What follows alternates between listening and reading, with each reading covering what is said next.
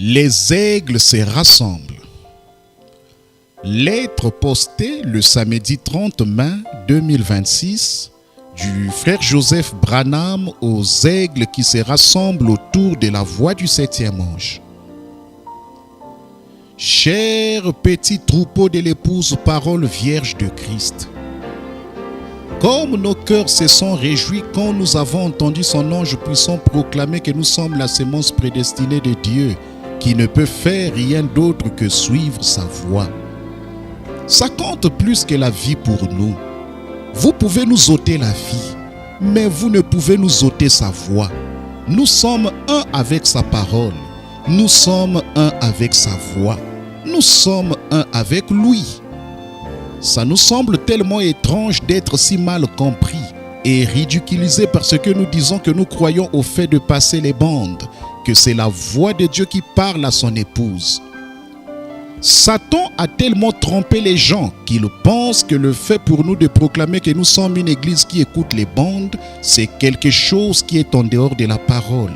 C'est quelque chose de mal, que nous sommes mal conduits, alors que pendant tous ces temps, c'est le moyen parfait pourvu par Dieu pour son épouse.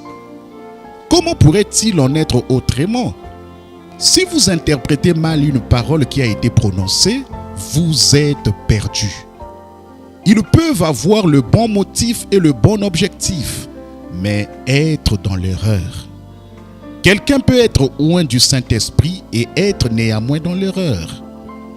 Si Dieu n'avait pas pourvu d'un moyen pour que son épouse puisse entendre elle-même chaque parole, alors il y aurait un autre moyen. Mais il a pourvu d'un moyen pour que chaque être humain sur la terre ait l'occasion d'entendre la parole lui parler directement, sans qu'il soit nécessaire d'avoir une interprétation, une explication ou une clarification. Tout est ainsi, dit le Seigneur. Point final. Nous sommes tous d'accord que nous devons nous en tenir à la parole pour être son épouse. Écriture. Je crois que tout ce dont nous avons besoin est écrit ici même. Il suffit que ce soit interprété par le Saint-Esprit. Je ne crois pas qu'il y ait un seul homme sur terre qui ait le droit d'ajouter son interprétation personnelle à la parole. Dieu n'a pas besoin que qui que ce soit interprète sa parole. Il est son propre interprète.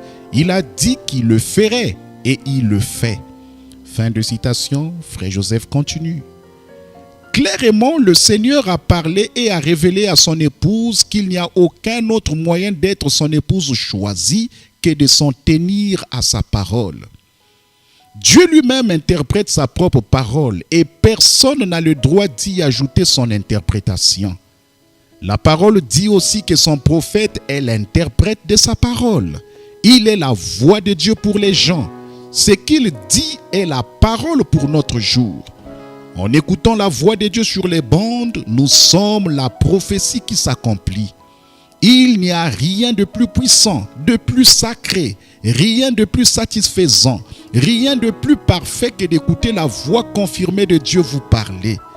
Alors que d'autres pourraient dire que ça ne sert à rien, les aigles s'assemblent et sont saisis d'une très grande joie avec l'assurance qu'ils sont fidèles à la parole de Dieu. Il nous a dit que si vous avez un magnétophone, réunissez un groupe de personnes, passez cette bande et écoutez attentivement.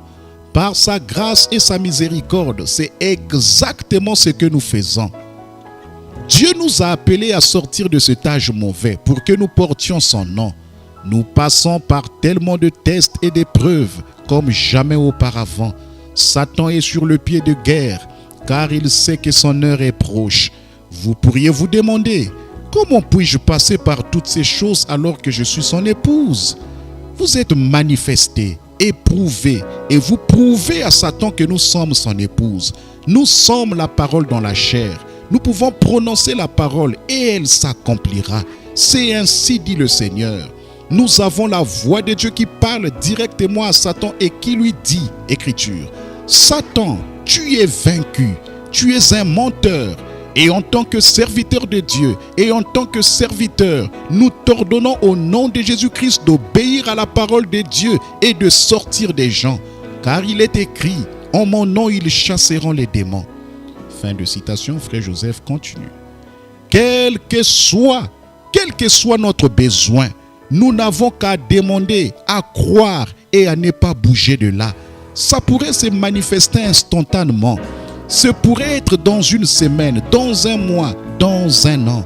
Ce que nous voyons ou ressentons, ce n'est pas important.